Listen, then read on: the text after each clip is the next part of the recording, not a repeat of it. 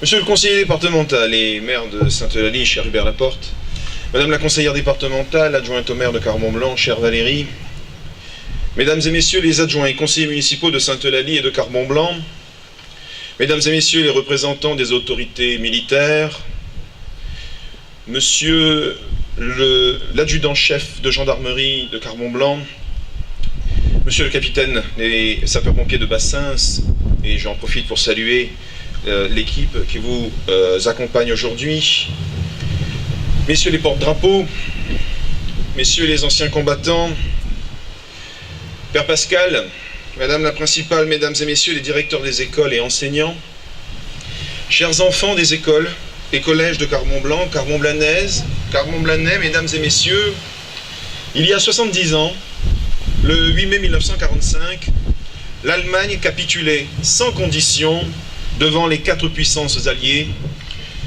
les États-Unis, l'URSS, le Royaume-Uni et la France.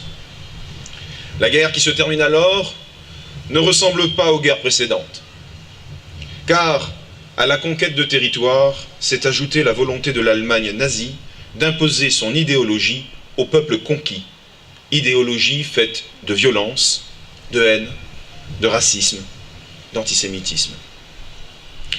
Le 8 mai 1945, ce n'est donc pas seulement la fin des combats, mais aussi la victoire de la civilisation sur la barbarie.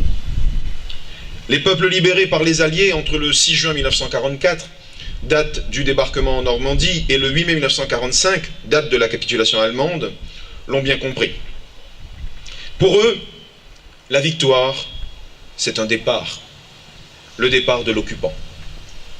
Mais c'est aussi un retour, le retour de la liberté. Cette liberté reconquise, elle est due bien sûr aux soldats des armées américaines, soviétiques et britanniques. Mais elle est due aussi aux Françaises et aux Français, qui ont eu le courage de se dresser contre l'occupant.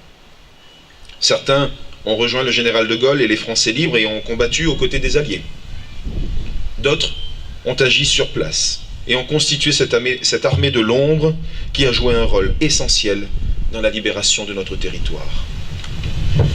Parmi ces Françaises et ces Français, il y a des Carbon-Blanais. Quelques-uns ont perdu la vie et nous dirons tout à l'heure leur nom. D'autres ont survécu à l'horreur innommable des camps de concentration. Quelques-uns sont aujourd'hui encore parmi nous.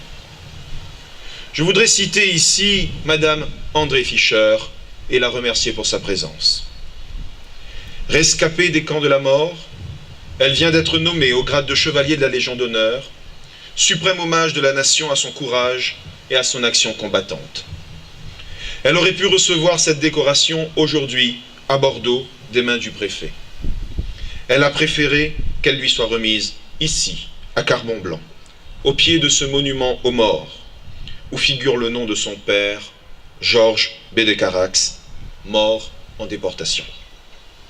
C'est ce que nous ferons dans quelques semaines, au cours d'une prochaine cérémonie patriotique.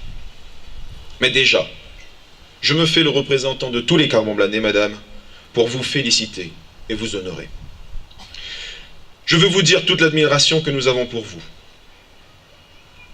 C'était il y a 70 ans. Aux plus jeunes qui sont ici, aujourd'hui, je voudrais faire remarquer que c'est à quelques années près, peut-être, l'âge de leurs grands-parents. Nous sommes les enfants, les petits-enfants ou les arrière-petits-enfants de cette guerre. Nous ne pouvons pas laisser dire que les chambres à gaz étaient un détail de l'histoire. Il y a quelques années, j'ai visité le camp du Struthof, seul camp de concentration et d'extermination du territoire français. Je n'ai pas vécu cette guerre, mais ce que j'ai vu dans ce camp, ce que j'ai ressenti en pénétrant chaque pièce visitable de ce lieu, m'a glacé le sang. Non, ce n'est pas un détail de l'histoire. Je vous invite, si vous ne pouvez pas vous rendre en ce lieu, à visiter l'exposition qui est en cours à Carbon-Blanc, et ce jusqu'à samedi, et qui a trait à ce camp. Les témoignages de ceux qui ont survécu sont précieux. Leur voix ne tardera plus à s'éteindre. Nos générations ne peuvent et ne doivent pas céder aux tentatives de banalisation de l'horreur.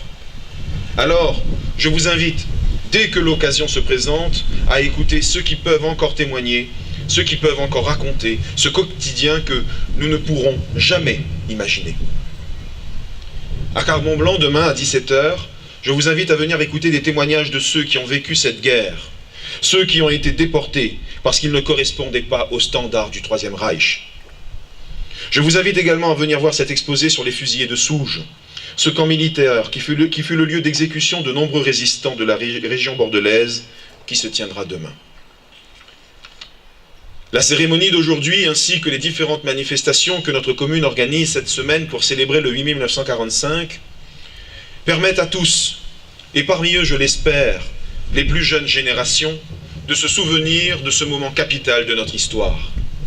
C'est une chance. Bientôt, les derniers témoins se tairont et seuls les historiens seront interrogés. Je voudrais m'adresser aux enfants présents aujourd'hui, ceux de nos écoles et de notre collège. Vous les avez entendus. J'aimerais vous dire au nom de tous ici, merci. Merci pour votre participation active à cette cérémonie. Vous contribuez à la transmission d'un message que toute notre nation doit pouvoir entendre. Merci à toi, Colline, pour ta magnifique interprétation du chant des partisans. Ce chant devenu l'hymne de la résistance. La résistance à un ennemi qui ne peut en aucun cas se comparer aux difficultés que nous pouvons vivre aujourd'hui. J'aimerais aussi remercier les enseignants et les parents qui vous ont préparé pour cet événement. Mesdames et messieurs, cela fait 70 ans que ce conflit est terminé. Aujourd'hui, c'est en reniant notre histoire que certains pensent pouvoir s'approprier notre pays. Nous ne pouvons pas les laisser faire. Je crois encore plus que jamais qu'un souffle nouveau doit s'emparer des sujets qui, s'ils continuent à être traités tels qu'ils le sont, nous mèneront à l'amer constat que nous n'avons pas su nous battre à notre échelle, comme d'autres ont pu le faire au péril de leur vie pour leur nation.